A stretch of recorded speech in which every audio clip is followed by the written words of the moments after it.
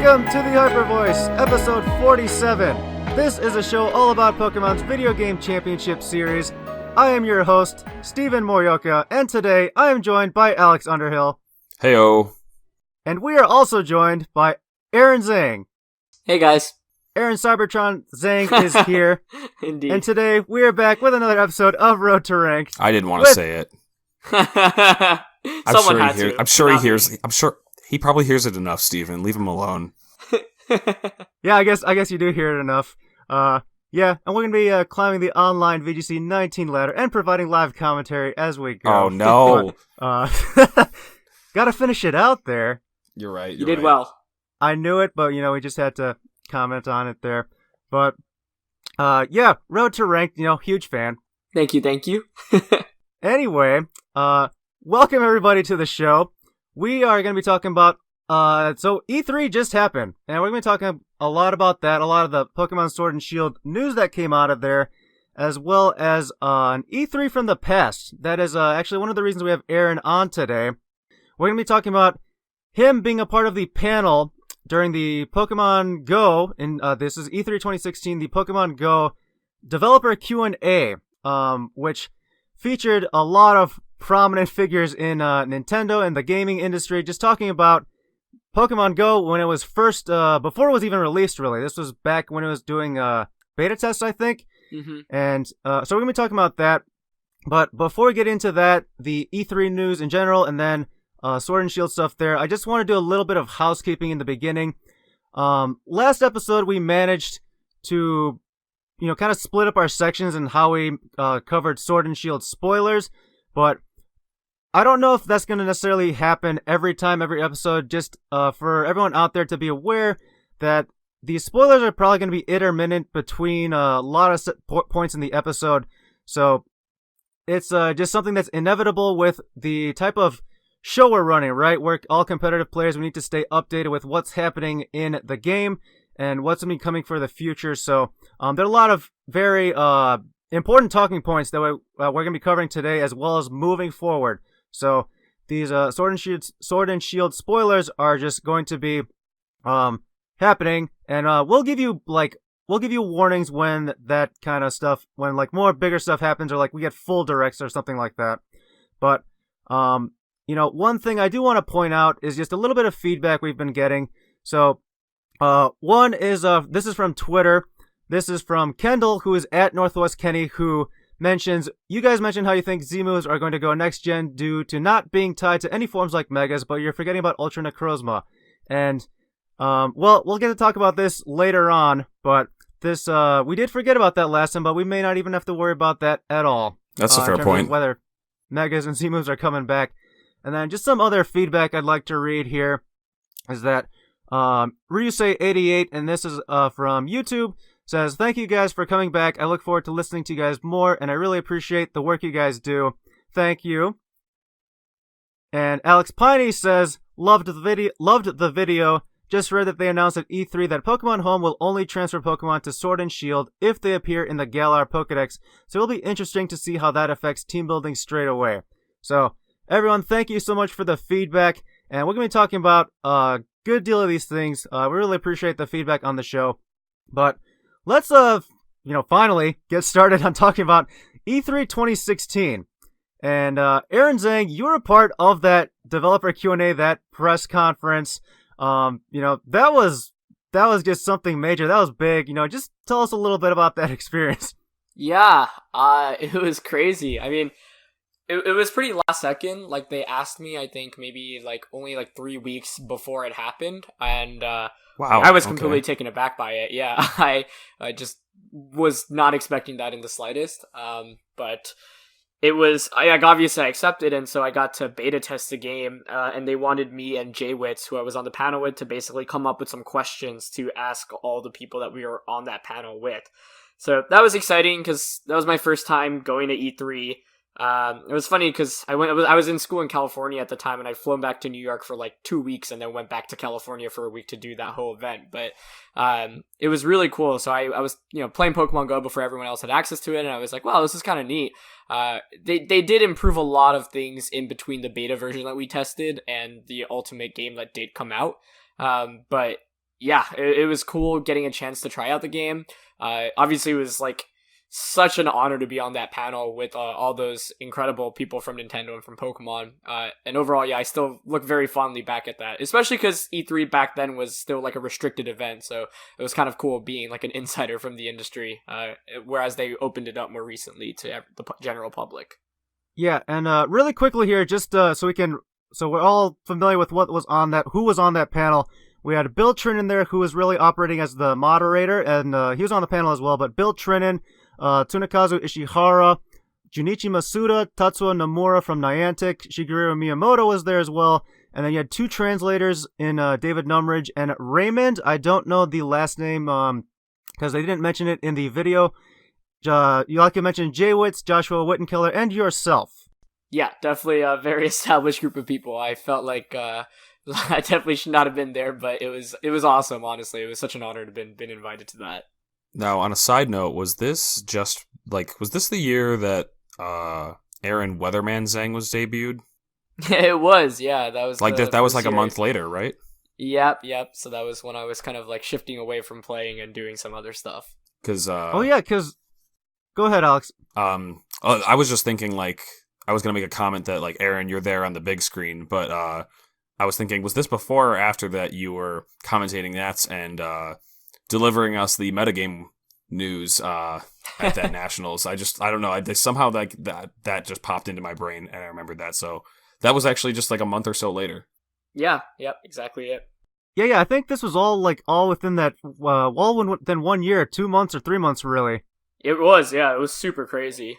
So I'm kind of shocked. Like they only gave you 3 weeks notice prior to coming there. I thought this was being planned for like 3-4 months in advance. Yeah, no.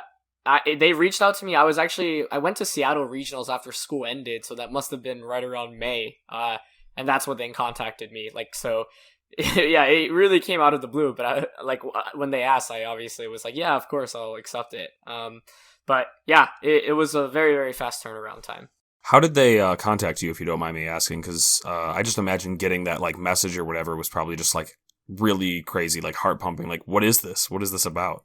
Yeah, Elvin, he's one of the PR guys. He's actually around at most of the events for VGC, actually. But he reached out to me in email, but he didn't specify for what. And then because I was in Seattle for regionals and Pokemon is obviously based out of Seattle, we had dinner like one of the nights, and he told me about it like in person. And I was the entire time, wow. I was like, wow, this is like, I didn't think it would actually happen because I was like, man, it's only like 3 weeks out. Like, is this actually really like happening? Yeah, you're like, this is happening? This is happening? Yeah, exactly. So I was kind of in disbelief more than anything. And like, it took them a while to like get my flights booked and like contact me back. So like, I think we were like a week and a half out and I was like, okay, yeah, this is probably not happening. Yeah, it's too good to be true. And then it actually happened and I was like, wow, this is crazy.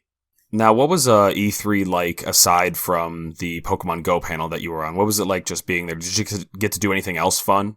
Yeah, E3 is an interesting event. I think like I was actually there last year for work more than for Pokemon, and last year it was open to everyone, and it's crazy when it's open to the public because like there's so many people that go. So like I got to try out like 2 games total, I think, for 10 minutes. Like combined, like I didn't even try out Let's Go, which was there because like the line for that was just so long they had to close it and stagger it every couple of hours. So it's like kind of cool being there, but yeah, and I mean like obviously I think it's good that the general public can go now. But being back there in 2016 was definitely a little bit cooler because the lines were just a lot shorter. I could try more things out. I think the most random thing that I loved about that event was like Lil Wayne randomly had a performance. Like he was sponsored by some group and he literally like did like a 40-minute like mini rap concert just in the hall. And I was like, what? But now he's not even on a stage. Dang. Right. No, like, it was on a stage. No, it was like a skateboard. Like I don't know what you call those, just like half pipe. Yeah, exactly. And it was literally just a bunch of dudes skating, and he was like standing on top, rapping the entire time. And I was just like, oh my gosh. I was like, out of all the places I ever expected to see a Lil Wayne concert, it was not going to be at E3. But somehow, like, it was like a surprise thing too. I remember like because I had the E3 app on my phone, and it was like surprise notification: Lil Wayne's about to perform at this booth, and I was like, what? So wait. That's so wild. Yeah, I know. And it's funny because he's about to go on like a headlining tour throughout all these like big stadiums in throughout America with Blink-182. So it was funny seeing him with like 250 other people around me in like a random corner at E3. At a half pipe. Literally, yeah. That's just bonkers to think about. Like, he's just performing there, so that all the developers and the panelists and media can all just, chill out and just enjoy a little concert there. Yeah, exactly. I think the craziest thing was he actually, like, I think literally had a seizure on his plane, like, 4 days before that. So I was like, not only am I shocked this is happening, but this is like his first public appearance since like he was hospitalized for a seizure. So I was like, I'm glad he's doing well, but wow, what is going on? Nothing stopping that grind. Yeah, literally. It was crazy. So, actually, now that I think of it, the E3 2016 would have been the one where Nintendo's whole like booth and layout would have been Breath of the Wild themed one, wasn't it? Yeah, that's actually exactly it. I'm glad you reminded me of that because the line for Breath of the Wild itself was so long, but on my pass, like, it said Nintendo. And so they had like a little like VIP zone that was like for Nintendo people, and I was like, okay, I might as well try and show them my badge and see if I can get in. And I was like, hey, I went in like Pokemon for Nintendo. And they're like, oh, go ahead. And they just had like tons of setups there. And I was like, wait, are you serious? Like, I get to skip like the 4-hour line? We take those. Wow. And I think at one point Reggie was like right next to me, and I was like, man, I should ask for a picture, but I don't want to bother him. But it was weird just seeing him play like Breath of the Wild like 10 feet away from me. So who all did you get to meet? I'm just curious, like how many like cool Pokemon people did you get to like the chance to talk to or at least like shake hands with?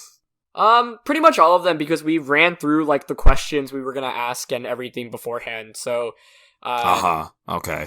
Oh, yeah, so it's like a rehearsal almost.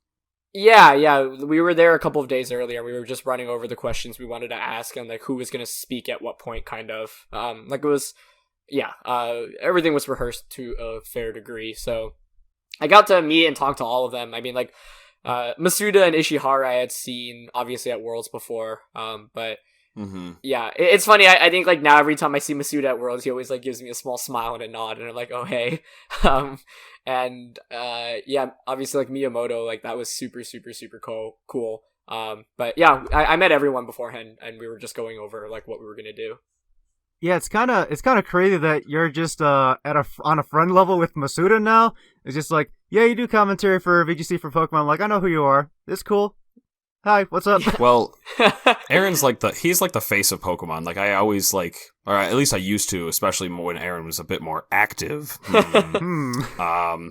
But yeah, I used to always just say like, Aaron, like, check out his stuff, because he's just kind of like the face of our community. Like Aaron puts out really good content. Is like, there's nothing like you have a really good image. Like there's not like you don't get involved in a ton of like drama or like did anything like.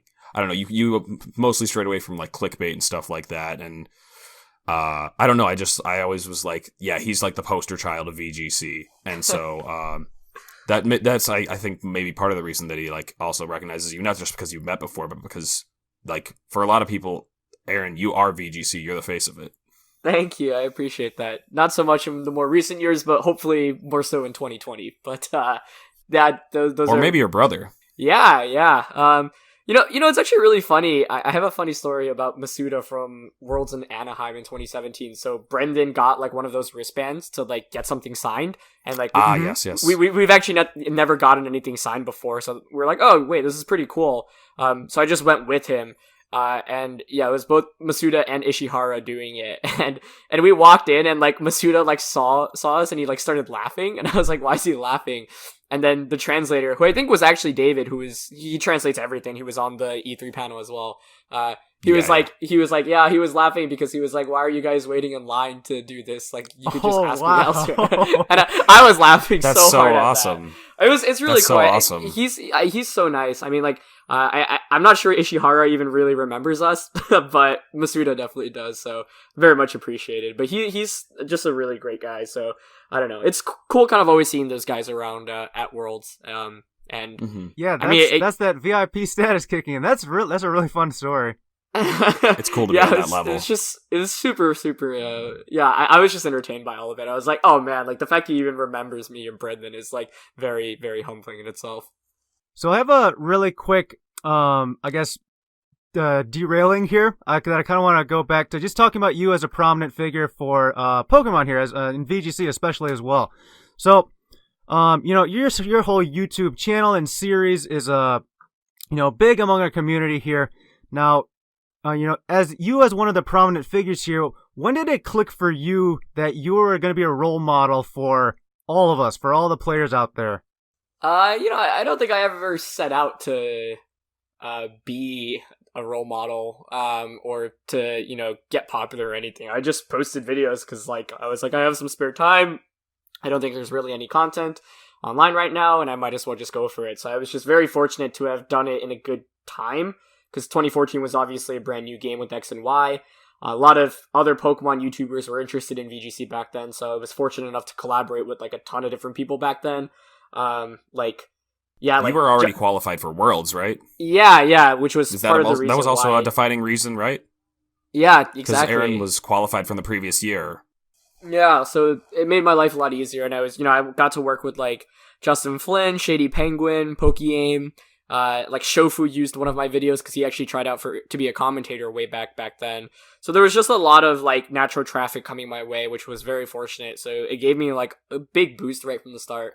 And then once 2015 came out, that was once again another new game with Omega Ruby Alpha Sapphire. And then that was my senior year of high school too, and I got into college in December, so I had so much time to just do nothing but play Pokemon and make content, because school pretty much didn't matter after I got into college. So that was I look back at that year very fondly, because it was nice to just be relaxed from school, have no outside pressures, and just be able to kind of make content that I enjoyed. And yeah, so that was really fun. Since I've gone to college, I've obviously not been as active, especially in the more recent years. But yeah, I mean, to answer your question, I don't think I ever set out to be one, but I'm very glad to be in a position where I can at least positively influence people. That's always very much appreciated. Yeah, I think that's really fantastic that it, you didn't start out as one necessarily, but you kind of just grew into this role, and, you're kind of, pioneering and just leading the way here. So, yeah, really appreciate the hard work you put in there. Oh, thank you guys. You guys are too kind to me. Now, I did do my research and rewatch the video, now kind of to backtrack to the Q&A again, to the Pokemon Go one that you were part of the panel. So, they had mentioned how Pokemon Go was a test project on April Fool's Day with Google Maps in 2013. That was kind of neat to look back on. There was a mention of that with Pokemon Go starting with Generation 1, they mentioned there's a nostalgia for the old Generation 1 Pokemon, but it's going to be fresh and new for the players who recently joined the series. You can kind of see that going to happen again, sort of with Sword and Shield. Aaron, you'd ask questions about Pokemon rarity, purchasing the Pokemon Go Plus, what kind of trading implementations there would be, asking about Mewtwo being in Times Square and how trainers are going to be able to work together. So we've seen that in Pokemon Go in the raids where you can work together with other trainers playing in that game. We're going to be seeing that very soon in Pokemon Sword and Shield in the mainline games. And, yeah. So that's really cool to see. And one big thing that stuck out to me, after seeing the direct from last week, not the E3 one, but the Pokemon direct we had previously, is they had mentioned there's a question, just in general. Is there going to be any connection between Pokemon Go and Sun and Moon? So remember, this was before Sun and Moon came out, and the answer was essentially, eventually, we plan to add connectivity between Pokemon Go and the main games. And funnily enough, we're here now in 2019 where that's coming in the future as a reality in Pokemon Home. And we'll get more into depth in this, but it's just crazy to look back on that and just see where we are now. It really is, yeah. So, what did it really feel like being on that panel with all those superstars, essentially? So, I know it's pretty unbelievable that you were invited to this in the first place. You had mentioned that yourself, but when you're in those chairs on the panel, what are you thinking as this whole conversation's going on? Yeah, I'm just wow, this is happening.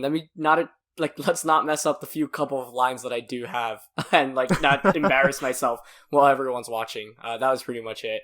But the it's entire very different time than YouTube, I'm sure. Yeah, it really was. But it was funny because with YouTube and with commentary and with all these, like, I never feel like I'm in front of a big crowd because it's literally just in front of a camera, so I feel like there's not much of an intimidation factor. Meanwhile, like, I'll like speak in front of my class to 30 people and I'll mess up like all my lines, or be in a meeting with 5 people and not be able to like coherently speak. So it's kind of funny, like the difference that just being in front of a camera makes. So I don't think I was really too nervous, but the entire time I was just like, wow, this is happening. Like, let's not mess up. And yeah, fortunately nothing went terrible, I would say. Yeah, I'd have to agree there. Actually, a funny story about this whole conference, this whole Q&A, the developer Q&A for Pokemon Go. Right when right before it happened. So I believe they had just debuted like the first Legend of Zelda: Breath of the Wild, trailer for us at that E3, and I was on my couch just watching it that morning or afternoon, whenever it was. It's probably morning, but the next thing they were going to show was this Pokemon Go presentation, and initially, after the Zelda trailer, I was kind of done and was going to go do something else. And then, I look at the panel, Bill Training introduces everyone. Aaron, you're also the last one introduced. But Yeah. I'm just looking down the line. It's like, oh yeah, Bill's there, Jaywitz is there, Aaron's there. And then I can't remember who's sitting next to you. I think maybe Ishihara was next to you. But they introduced I think everyone. so, yeah. Yeah, they introduced him who was next to you there. And, I go down the line, and I was like, oh, that's a cool panel there. And I was like, whoa, wait a minute. That's Aaron. Aaron's there. What's he doing there? So your presence is really what pulled me in, and I stayed and watched the whole presentation, cause that was a big deal, cause that was obviously nobody knew heading into that. Speaking of which, I guess maybe family knew before you headed into this event, but obviously you needed to have pretty tight sealed lips. But was it pretty much just family who was aware of your circumstances here before going to the event? Pretty much, yeah. I was under a pretty strict NDA, so I wasn't supposed to really talk about it. So I couldn't, I didn't even tell anyone I was going to LA or whatever. So yeah, that was fun. Yeah, being under NDA is interesting. I had it when I had to do that feature video for Pokemon that same year that at that Nationals later on. I'd gotten emails for that and just said oh, I remember this. They just we'll talk about this another time, that whole thing, but oh, they really did you dirty. They just pretty much said, don't tell anyone. So I didn't. Same deal as just with family. And then with a job I had recently this past summer, I had to sign an NDA because I was working with the National Park Service. So there were things I wasn't allowed to say, but right. Well, my NDA story is that I've never had one, and I'm not as cool as you boys. So, that's where I'm at. Still, this is probably a big moment for you here. What's the aftermath after this or the Q&A, the conference here, this presentation? What's the aftermath for you? Were you kind of still in shock? What did anything change, if anything, after this? No, honestly, not at all. But if anything, it just made me realize even more how lucky I am to have been in the community. And I don't know, it was really cool to kind of get recognized and being chosen by the company. I was like, wow, it just made me super grateful for it, even more so than I already was. But I wouldn't say anything changed. I mean, after that, I just went back to living my normal life. But it was definitely a cool, couple of days. And the experience itself is still something that I look very fondly on. I've actually put it on my resume, and a lot of the things that I'm interested in are gaming related or technology related, and so that's actually one of the things people always kind of look at when I'm interviewed, and people are like, wow, they're more interested in hearing about my experience at E3 than what I did at a previous job or internship. So that actually comes up in conversations a lot during interviews, which is fun because it's nice to have something that you're really passionate about that you can talk about. Yeah, it's really easy to talk about. Yeah. I always try to put something Pokemon on my resume, small, just because those are the easiest stories for me to tell. Exactly. Wow, I am not that brave, but maybe it's something I should consider now. Oh, whoa, okay. You'd be Steven. surprised, I felt a little honestly. bit of judgment there. I'm definitely gonna think about it for a resume update here. But I think we've heard a lot about this from E3 2016. So great experience, just to hear about all this stuff. Years down the line afterwards. on what, Aaron, your experience there was with that whole thing, that whole E3. Quite an experience to hear about. Now, let's move into more modern times, to E3 2019, to present day, where we got a lot of news from Nintendo, from all of the companies, from PlayStation and Xbox, Microsoft and Sony. Not PlayStation. What's up? There was no PlayStation. Oh, there wasn't? Okay.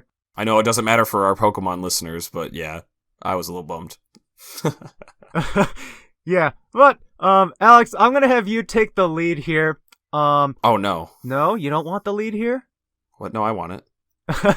So I'm just messing with you. I know you do this every time, and one of these days you're just gonna get X'd. Anyway, yeah, and one of these days you're gonna catch on. Oh yeah, maybe I should. I'll figure it out. But anyway, a lot of new games coming up for 2019. We're going to be looking at Nintendo ones. We're going to talk about the Pokemon news and updates afterwards. So we don't have to mention any of the Pokemon stuff right now. We'll get to that in a little bit. But from all the new games or reveals that we got during this Direct at E3 2019, what are some highlights, some games you're really excited to see come out? What did you take away from E3? What are you most excited about here? Yeah, so I'll go ahead and start us off. Just talk about what most excited me from the Direct that we got to see on Tuesday. Big things for me, I guess the first thing was Animal Crossing. I'm very excited for that to come out, and they had mentioned that was going to be coming in 2019. They've announced that they're going to be delaying it till March 20th in 2020, which I think is all right. I was a little bit bummed because I was thinking, like, just got to make it to 2019 so I can play Animal Crossing again.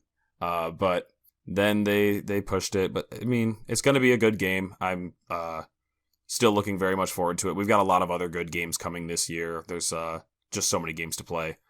So that, and then the other big thing was the announcement at the very end. I just couldn't believe it. And I'm sure you're in the same boat as me, Steven. But they got to the end and they had shown us Banjo, and I just was kind of like in disbelief, not because Banjo was added, but because we had 2 Smash characters, and go Smash players, like, good for your game and community. That's really cool that they kind of pulled one over on us and announced 2 characters at once. But I thought that was going to be the end of the Direct. I was like, we're opening with a character, we're closing with a character. This is just like cool for Smash. But then they were like, one more thing, and they always just have to do that one more thing. They always do that, and I absolutely love it. Still surprises me every time, though, I thought the Smash character was the one more thing, but there was one more thing. And then they went and announced that Breath of the Wild will be getting a sequel, and I was in awe. The trailer was amazing, and it's no exaggeration that I have watched it, I think, like 6 times now, so already. And this is like really recently after the Direct. I'm just very, very excited. So I wanted to throw it over to you guys. We'll get our guest first. Aaron, what did you see that you were most excited from the Nintendo Direct? Yeah, I'm gonna be honest, I haven't really played many games, really in general, outside of just Pokemon, like League and Smash, and so, probably the Pokemon news, honestly. People are obviously a little bit divided by it due to the fact that we're not able to bring all our old Pokemon over. And that's a topic we can maybe get into later, but, it was kind of cool just to see more information on the games. I really do think that these games are going to be even more competitive than previous, and I think they've clearly shown like interest to catering towards the competitive side a little bit more, and I feel like this next game is really like not the last chance to get it right, but it's like we basically wait on a new game or a new generation to come out for like a bunch of new updates on like other games with patches, and so it's like if they don't get it right now, we have to wait on again like another 2 or 3 years, and so I don't know. Obviously, like the Dynamax feature is going to be really interesting. So far, it feels like people are actually pretty optimistic about it, as I am too. Hopefully nothing ends up being overly powered or broken, but overall the games look fun, and yeah, I mean, like, it's crazy. Like there's been so many new Pokemon games, and every time I look at one, I'm like super excited for it. And this is not any different. And it'll be on the Switch too, which will obviously be fun. So yeah, Pokemon was That's pretty much. what I was going to mention. Yeah, exactly. That's why it's important that they have to get it right, because this is their opening mainline game on the Switch. Exactly. Yeah. Yeah, it's a really big deal. And speaking of patches, now that it is on the Nintendo Switch, there is the potential to have update patches, I feel. Mm-hmm. That is true. We'll see if they actually take advantage of that, because I feel like they as a whole are just kind of against it, but I am hoping because it's definitely possible, It's not like it was not within the realm of possibility on the 3DS, and so hopefully that's something they explore a little bit more. I'd love to see that. Yeah, absolutely. And we're going to be talking about more, we're going to go in depth into more of this Pokemon news very shortly here. I just want to go over, really cool to see those characters for Ultimate for Smash being revealed, both Hero and Banjo-Kazooie. Banjo-Kazooie I kind of saw coming with the, they had 5 DLC characters to add over the course of, 12 or 14 months or whatever. And, I'd been talking about friends with work. It's like, oh, it's probably going to be like Banjo-Kazooie or Spyro or Master Chief, something way out there. And we managed to call this one. I was looking forward to Animal Crossing coming out this year because I've actually never played an Animal Crossing game, period. So I was looking forward to this being my first one, this new one coming out. So I'll be waiting till March in excitement here. Zelda Link's Awakening with a September release. Excited for that one. Very cute. Yeah, looks adorable. I like the little art style they chose. So that's gonna be our September release. Luigi's Mansion 3. I love the Luigi's Mansion series, and this is something that I definitely feel is gonna be an October release to coincide with Halloween. They didn't announce that specifically, but most likely. And then we've got our Pokemon games coming in November with a lot of that news. So, I'm into mostly the first party stuff, but there are a lot of some of the indies and some of the other things that did interest me as well. I don't know if we need to really go into that too much, but those are like some of the highlights from E3. Like, I always love watching the directs, whether it's E3, whether it's a different time period, whether it's in the winter or fall. Just always exciting times to just hear what Nintendo's been working on. And silly enough as it is, for every video game out there, I guess specifically for Pokemon and Nintendo, is that, once the games are in their release cycle, essentially, they've already started production and, either concept or production and design on the next one. So, when Sun and Moon was coming out 3 years ago, you knew they had already started on Sword and Shield stuff. Like, it's just inevitable. So, that's just how, the development cycle works. So, yeah. Just crazy to think about that. Now, that's our quick rundown of what we're excited for. We hope everyone else is excited for other games as well. Now, we had fascinating things come out from this direct, as well as the Nintendo Treehouse Live demo come out later. So, Alex, do you want to kind of run down a few more things we learned from this, and kind of what this means moving forward? We saw some new Pokemon as well, I believe. So, in general, we didn't get a ton of Pokemon news in the actual direct itself. It seems that most of our information is being gained from the Treehouse Live and the demo available to play at E3. So we learned a lot more about Dynamax and how it works. We do know that it goes for 3 turns and such. Like, we learned that HP is scaled up 50%. So, like a multiplier of 1.5. And it's a little bit different than Zygarde in that instead it just keeps you at the percentage you're at. So to keep things simple, if you were at 100 HP and you Dynamaxed, you would go up to 150 HP. If you were at 50 HP out of 100, you would be raised to 75, for example. And then if you took damage, like, for example, 55 damage to go down to 20 HP and then reverted from Dynamaxing, I believe you would go from 20 HP down to 10 HP, keeping the same percentages, just kind of a HP modifier. And then I don't believe defenses are modified any other way. Not to go too much into detail, but then other things that I think are interesting that we learned about Dynamax is that as a VGC player, we all know, as VGC players, we all know that weather and, in more recent years, the terrains have had a large part in the metagame. And it seems that the moves most closely related to the types of the terrain start the terrain or weather as a secondary effect. And I think that's going to be pretty wacky just in general, like really cool for things to come. There's going to be like a lot of Pokemon that'll abuse weather. There's a lot of weather setting Pokemon that we've already seen in the decks. With the new announcement of Pokemon not being able to transfer in, we can likely guess that the Tapus will not be as relevant or maybe not even present. So a new way to set terrains and weather is just really exciting for me. I don't know, what are your guys' thoughts on what we've learned so far about Dynamaxing?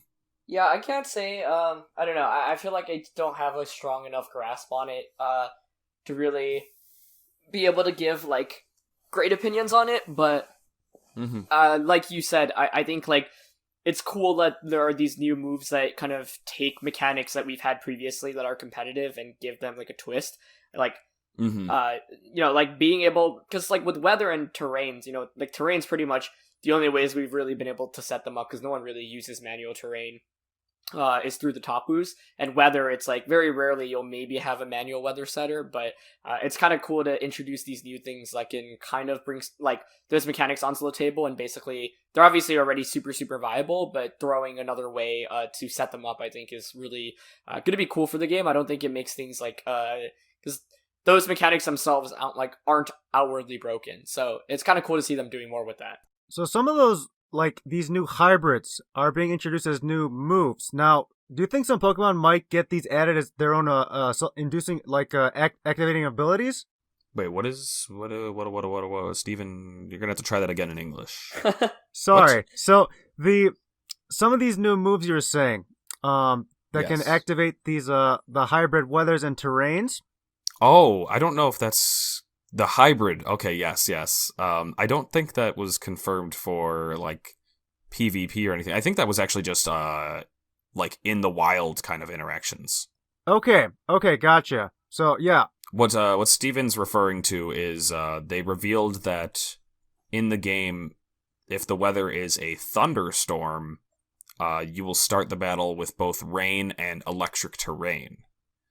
But I don't believe we know of anything causing rain and electric terrain in battle through a Pokemon's move yet. I mean, this is one thing to speculate on, though, is like some Pokemon could have that as a new ability to activate that, you know, compared to regular rain. Please no. It's possible. It's very early still, so you never know. Oh no. And then we have like I don't even know, jungle heat or something, where it sets up grassy terrain and sun, and then chlorophyll grass types are just firing off very powerful solar beams. Who knows? One thing that I do think is worth noting about these moves, and along the lines of Aaron saying that they don't sound inherently broken, the weather and terrain that are set up as effective of the move, I'm almost certain they are after the fact. So what's nice is that it's not quite like Z moves where we're seeing these very powerful moves being fired off.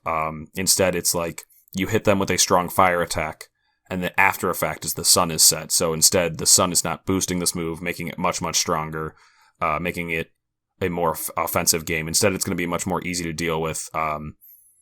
They'll have to use a fire attack and then follow it up with another fire attack, in which case you might be more prepared for. Yeah, so that all sounds really cool. You know, we'll get to speculate some more on this coming up here, but there were also some new Pokemon we got to see a little bit of. We need to ask Aaron about that new Pokemon. Weren't there like two of them or more? Was there? There's two. There's two. Let's talk about these a little bit here. Look, man, all I know is they made a Corgi Pokemon. And, yeah, exactly. But it seemed like people pulled its base stats based off like what they had seen, and they like speculated there was going to be an evolution. And I'm like, why does this need an evolution? Why can't he just be him? He's perfect. He's perfect. He's perfect as is. Yeah, actually. So I don't even know what the evolution is going to look like. What's like? Is it just a bigger Corgi? Like what? Yeah, it might just I mean, change dog species entirely too. You never know. exactly. If they do, it's got to be a Shiba. I'm done. I'm never gonna. But what if it's a Shiba? Like I That's the feel like only Pokemon really acceptable needs to make a answer. Shiba. Yes, the only Yeah. acceptable answer. Though I guess it doesn't quite fit. But yeah, no, it's just exciting seeing new Pokemon as always. I've liked what we've seen so far. Yeah, so the Corgi is an electric type. That's a dog. I believe the name's Yamper. Yes. Oh, such a good name too. Yeah, Yamper there, and there was also another Pokemon revealed during gameplay. This is absolutely hilarious. Impidimp, Impidimp, which actually Yeah, had he looks cool. I believe a brand new typing combination in Dark and Fairy. Mm-hmm. Yeah. Mm-hmm. That's really cool. Like I wonder if that's going to be something good, if that'll be effective. Seeing after we see his base stats and more of its move pool. Definitely, yeah. Either way, it's always exciting to just kind of see new typings come out together. Yes. That's something I always look forward to in new games is kind of pushing the game further towards just, having all typing is just very cool. And I think Ibidimp's just kind of a fun looking Pokemon. He just looks super mischievous. Like, it reminds me a lot of Sableye. And like, I feel like he'd be a Pokemon to get like Prankster as an ability just because of the way he looks. But, super cute, super fun. I'm excited for both of the new Pokemon. Yeah, it does look really funny, really ridiculous. And the just speaking on basic type chart here, like that it's covering a lot of its weaknesses from the dark end at least. So the fairy typing it is. So it can be an interesting combination to put together here and see what it does. That's really all as much as we can say with it. Love the name. I think it is hilarious. Yeah, agreed. So let's move on to, I guess, the more bigger pressing issue here is what Masuda said near the end of that Treehouse Live Sword and Shield demonstration, the demo there. And essentially, both Aaron and Alex have touched on this already, mentioned it earlier during this show, is how essentially, for various different reasons, where to really quickly paraphrase, is that you're not going to be able to send Pokemon from Pokemon Home into your Sword and Shield games unless they are part of the Galar Pokedex. So, I don't know. We have no idea what the numbers are going to look like here, but a lot of Pokemon are going to be excluded, and you can imagine people's favorites are going to be all over the place. Some people aren't going to be able to send over stuff that they have been using for years and years. And, the question I want to ask here is, how do the two of you really feel about that? And how is this going to affect our competitive scene moving forward?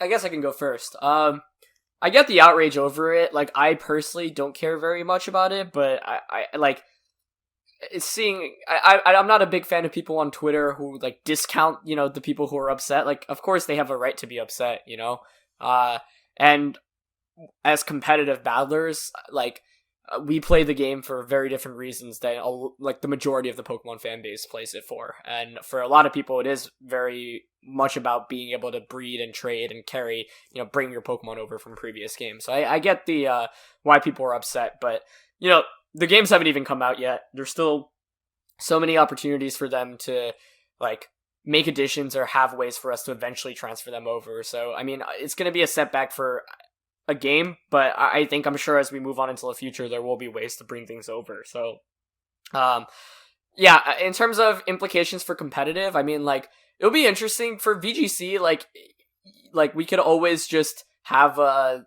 specific rule set anyway, so it's not like you needed to, like, ban everything or, like, cull Pokemon just so that they couldn't be used in competitive, but, it'll kind of be interesting because that it will actually affect, like, how all the other metagames are done. For example, like Smogon, now you no longer can use like whatever Pokemon aren't allowed in. For VGC, we're always going to play whatever we're told to play anyway. Right. So it doesn't matter as much, I would say, for us. But it's I think definitely a bummer overall. I mean, I think like everyone would want all the Pokemon in if possible, but it'll be interesting to see who they leave out and whether like they are intentionally leaving things out in terms of like competitive balance, or whether they bring like old things over that were maybe like too strong, like Landorus, for example, and nerf it in some way, shape, or form. So very curious to see how it all plays out. But point is, I think people have a right to be upset. I personally don't care very much about it, but I get why people aren't very happy about the decision. But in the long term, I think it will work out eventually, and I think they will have methods going into the future for us to bring it. Might just not be this game. So my thoughts are, I'm pretty neutral. At first, I was a bit on the negative side, thinking like, wow, like I can't believe that they're doing this. After thinking about it a bit more, I know that I'm still going to enjoy the games. I know that they're still going to be a very fun time. And in terms of a competitive outlook, it doesn't change things for us much year one, where a lot of the time, just looking at the past, like 2014 and 2017, when a new game comes out, a new generation, we play a regional Pokédex. And so playing the Galar regional Pokédex is not going to make things very different for us going forward. This is pretty much the format we expected. However, if the Pokemon aren't later made available, then that's when our VGC 2021 starts to look a bit weird.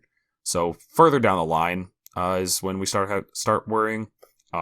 A couple of interesting points was I saw Joe Merrick, the head of Cerebi, just run a couple of numbers real quick and mentioned that between starters and legends, that's about 140 Pokemon. And so we're going to have to wait and see exactly how many Pokemon they include in this game. Not just how many Pokemon are added in Gen 8, but how many Pokemon make it into Sword and Shield and are going to be available to be caught in the game. But between legends and starters, that's like 140 out of the 800 and so Pokemon already that are likely not going to be available. And if we go further from there, it just makes you wonder exactly how many Pokemon we're going to see in the game. But actually, a weird comparison to another game, if you guys were keeping up with Super Mario Maker 2, there was a lot of outrage over the inability to play online with your friends. And they just recently announced that because of, this like public outcry saying like, we want to be able to play online with our friends as opposed to just playing with random people. They mentioned that in a later update, they're going to add that in. So who knows? Pokemon has listened to us on certain things, has not on others. This whole situation seems very comparable to what we saw in VGC 2017, where when Sun and Moon had just come out, Pokemon Bank was not available to be used for Sun and Moon until like February-ish or something like that, whenever we got our egg moves and such. So we're going to have to wait further down the line to see. This could be something that they just end up fixing later down the line. They release Pokemon in waves. Lots of people have tons of different theories on how this could be corrected, if that is something they plan on doing. But we'll have to wait and see. I just don't think we have enough information to make to have too much of an opinion on it. Like we need more info. Yeah, there are a lot of good points there. We need some more information. I'd forgotten about the Super Mario Maker 2, that was coming out like pretty soon, in a few weeks actually. And, I didn't catch that announcement, so seeing that they're going to be working on a way to update that's pretty cool to hear. That's welcome news to be able to do that. And, yeah, just so as a general fan, I am kind of bummed that, like, hey, I won't be able to take or transfer certain Pokemon into Sword and Shield. It'd be really cool to be able to just see them on the Switch on that game.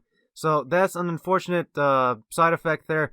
As a competitive player, we were going to be stuck with the Pokemon in the regional Pokedex anyway, so it doesn't really matter too much in general there. But how this could end up playing out is that some of the older Pokemon, they just may not be able to access older egg moves that they had previously been able to. So there's a possibility that could affect some Pokemon's viability as well as what they can do in that game. So something to consider. Again, we don't know what Pokemon are going to be in it entirely yet, so it's again still early.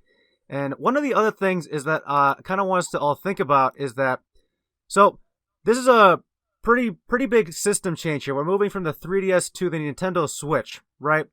The last time we've had something similar to this, where we cut off a lot of Pokemon, just from being able to be in the next game, right? You go back to Gold and Silver, transitioning to Ruby and Sapphire, right? Because they revamped the IV system, Ruby and Sapphire, you couldn't send anything from prior games to those games, as well as switching from the Game Boy Color to Game Boy Advance, right? Whole new different cartridge system there. And Ruby and Sapphire had a lot of the old Pokemon, they weren't in that game. There was no way to get them until we had Fire Red and Leaf Green released. All those Pokemon became available. You essentially had the full Pokedex up through Hoenn at that time, and then Emerald came in with that as well. So this is something we've had before. We just didn't have as much internet to interact with each other as quickly as we are now. So I feel like we're gonna have something similar again. Is new games coming out, or perhaps patches or updates that will allow us to transfer these Pokemon over. There's still time in development, and the new games, we'll eventually be able to have everything. This isn't going to be something permanent. Yeah, completely agreed. And who knows, maybe we just have to wait for the inevitable Pokemon Gun to come out, and then we'll be able to get all of our Pokemon. I don't know. That's do you remember that one website that actually published that as an official title? Yeah. That was hilarious. Oh, yeah. That was hilarious. A bunch of news publications. Yeah, can't believe it. Like, you gotta check the sources there, right? Did you at least watch the direct and everything? But, what was I gonna mention here? Yeah, do you think there's gonna be a trio in terms of the game here? Do you think they're gonna go like what they've been doing the past two iterations, like Black 2, White 2? X and Y didn't even get anything. And then we had the Ultra games. Instead of adding that third one in the generation. I don't know. What do you think's gonna happen here? I think it's tough to say because they kind of broke any sort of pattern that we could have been using to guess to help us out here. But once they broke the streak with Black 2, White 2, and then they didn't even continue that streak for X and Y, where we just jumped straight to Omega Ruby, Alpha Sapphire. Then we got Ultra Sun, Ultra Moon. Yeah, it's just like there's no discernible pattern, so I think there's just no predicting, honestly. That's my cop-out answer. I would agree with that, yeah. See, we're both just too scared to answer, Steven. Sorry, what? We're both just too scared I to would answer. agree with that, yeah. Hold on. What am I too scared to answer about what? Too scared to answer whether or not there will be a third version, or if there'll be two new versions, or no follow-up version at all. It's just it's just too unpredictable. Oh yeah. I'm gonna say I think we're gonna have no follow-up versions at all, and this is because we're finally getting pretty significant system change here. We're gonna be getting our Diamond and Pearl remakes on the Switch at some point. Okay. So that's what's gonna be coming later on. Also, we have it's far away now, but just looking ahead. 2021, once we hit that's going to be Pokemon's 25th anniversary. I think we're going to see something big for that one. But, yeah, no further iteration for the an update for Sword and Shield is what I'm saying. One small point I wanted to bring up that it's just kind of an interesting thing to point out was for a while you weren't able to play all of the Pokemon games on one system. Which is somewhat reasonable to be expected. And I'm just referring to the mainline Pokemon games here, not including things like Coliseum and what have you. But then they released the virtual console versions of Yellow, Red, and Blue. And then they eventually came out with Gold, Silver, and Crystal. And through that, you were able to play pretty much every generation of Pokemon on a 3DS. Because of the backwards compatibility with the DS games, you could still play games like Sinnoh, Diamond, Pearl, and Platinum. So now with us moving to the Switch, it will kind of create this break again where you will need two consoles to be able to experience all of the Pokemon games. And I know that we'll probably talk more about it in the future, but it's just going to be very interesting to see what happens to VGC with this transition to the Switch, because not all of the players that are currently playing VGC own Switches, but there are a lot of new players that maybe don't own 3DSs and only own the Switch and might be able to enter the scene. And I just don't know if it's going to be a net loss or net gain or what's going to happen. It's just going to be very exciting to speculate about and think about. I don't know. That's just something that I thought of. Yeah, also kind of scary. Very. Now, I think we've covered quite a good deal from E3, both the 2016 time as well as modern time in 2019.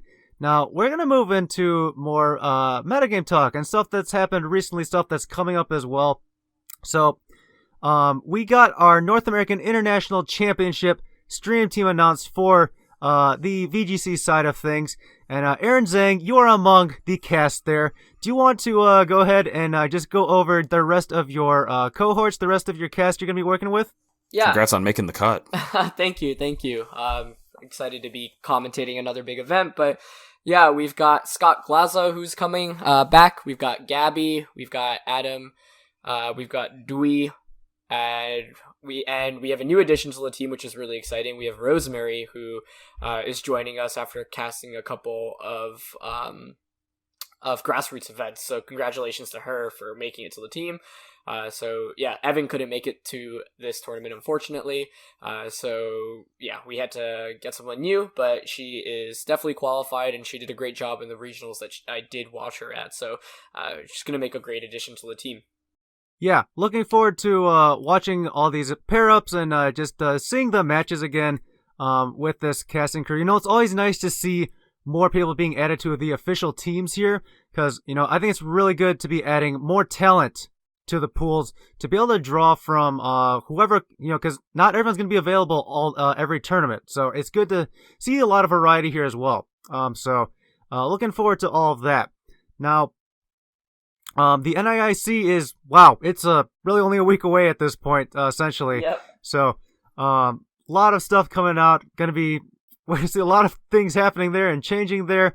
But we actually recently, I think over this past weekend, we just had Japan had its national tournament there.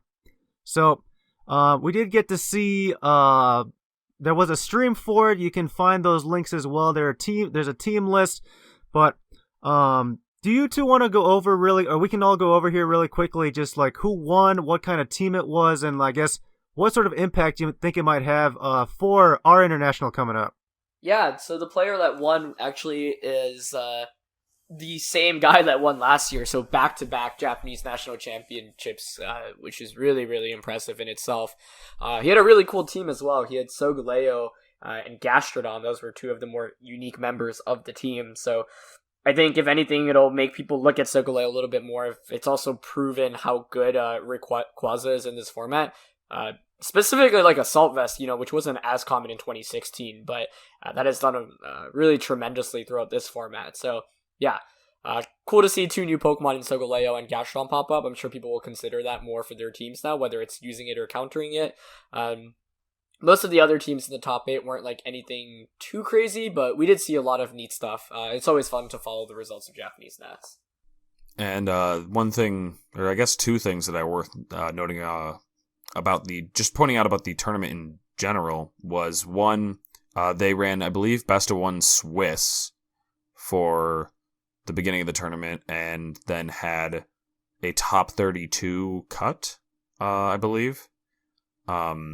And I may be wrong on that, but the one thing that I do know for sure that was very interesting was that they brought back the 15-minute game timer.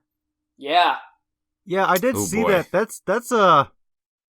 That is I don't know what to say. That's just like, it's confusing a bit. Like, don't you think they'd be using the same system as Battle Spot? Because they can play on Battle Spot, and what it's gonna be like at Worlds, because Worlds is going to be whatever system we've been using all year, you know?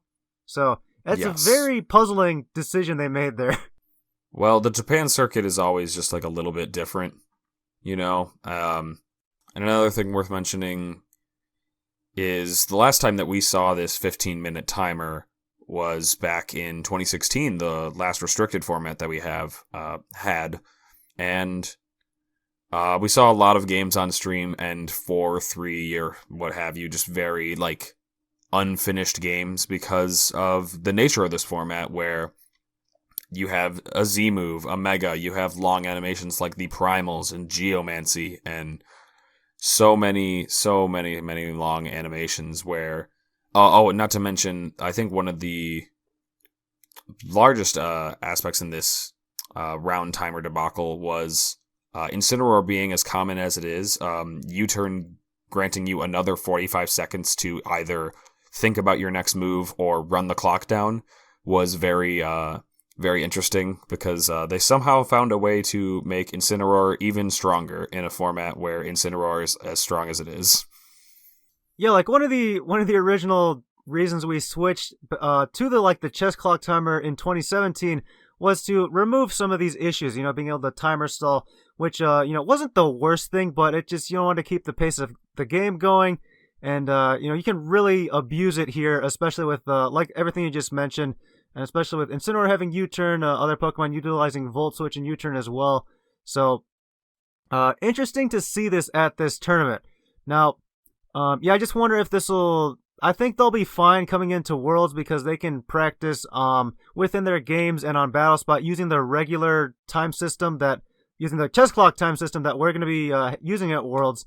Presumably, I don't expect a surprise there at least, but yeah. Don't jinx us, Steven. You never know, right? So, we're gonna see what happens at Worlds and how strong these Japanese players of a showing they'll have there. So, I'm also looking forward to seeing how impactful these results, these teams are gonna have on our big international next week.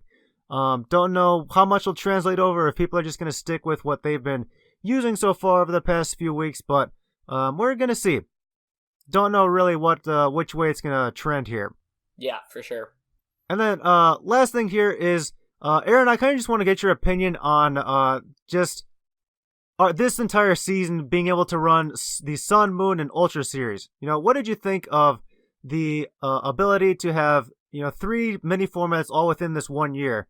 It's almost similar to how like the TCG, the trading card game, has kind of rotating formats, so that stuff changes. It's more fresh every here and then. Yeah, I liked it a lot. It was something that I'd been pushing for, actually, because I felt like you could switch things up a fair amount. If anything, I wish there was like a little bit more different between Sun and Moon. Seemed like people really enjoyed Sun, and then Moon just ended up being a worse version of Sun. But overall, Ultra as a format is really exciting, and I think this was a good year to experiment with the rotating rule sets, because it's the last generation, or the last season in this generation. So something I definitely want to see them explore more in the future. I think like they could definitely get a lot more like interesting with the movesets. Like I remember I was like looking back at like old tournament rule sets that they had for the Global Link. And in 2016, like one of the fun things they did was like a Gen 4 throwback where you could only use Pokemon in Gen 4 from Gen to 1 through 4. So, like, there's nothing stopping them from making, like, arbitrary rule sets that could be really interesting and more balanced. So, I don't know if they ever would do that, but, like, that's not, like, something that can't be done. So, the fact that they did try out rotating rule sets means that it'd be cool to maybe have a year where we have, like, 3 different rule sets, all which aren't just like, oh, this is an edit of the previous one. It'd be cool to see like completely different ones. I don't know if that's really realistic, but definitely something that I'd like to see them explore, and this is at least a start. They've opened the door for a lot of new possibilities, which is really cool. Exactly. Yeah, I don't even know how I'd feel about just going back to one format for the entire season. That would be an interesting one there. Or can we see multiple formats within 1 year, kind of like this year? These were similar enough to where they were similar enough yet also very different. So I don't know what to expect coming in the next few years, but it's exciting to think about, as always. Now, one more thing I wanted to ask Aaron. One more thing. With the results of the recent online competition out and your announcement of your you commentating at Internets, I wanted to ask you your thoughts on losing the Zheng vs. Zheng race. Oh man, that's a good one. It's so funny. Yeah, it's weird because this is the season Brendan and I have played the least by far. And yeah, I mean, Brendan had a killer season last year, but he just didn't have too much time to go to events this year, and he kind of bombed the first couple regionals, so that kind of just all added up. But yeah, if anything, I think we'll be back in full force next year. I know I'm at least gonna, I think next year is probably the last year I can really commit to playing before I start working full time, especially because I'll have just more time, especially going in the spring. So I'm looking forward to at least just at least trying to, make it to Worlds and hopefully make a deep run there. But yeah, it is weird after playing for all these years to sit back on the sidelines as much as really both of us have this year. But I'll get him next year, to answer your question. I'm in the same boat, Aaron. It was very, very passive. It wasn't around these past few years, so 2 years or more, really. But yeah, I'm hoping to come back in more force as well next year. I am planning to, so as work allows, of course. But yeah, gonna do my best to come out and play. Nice, looking forward to it. Yeah, hope we get to play again. That'll be fun. For sure. Anyway, I think this will do it for our show, and we just want to give a big shout out, a big thank you to Aaron Zheng here for being on our show. We really appreciate it. No, thank you guys for having me. It was very fun. Always a pleasure. Yeah, really appreciate your time here. So we're just really quickly gonna wrap up here.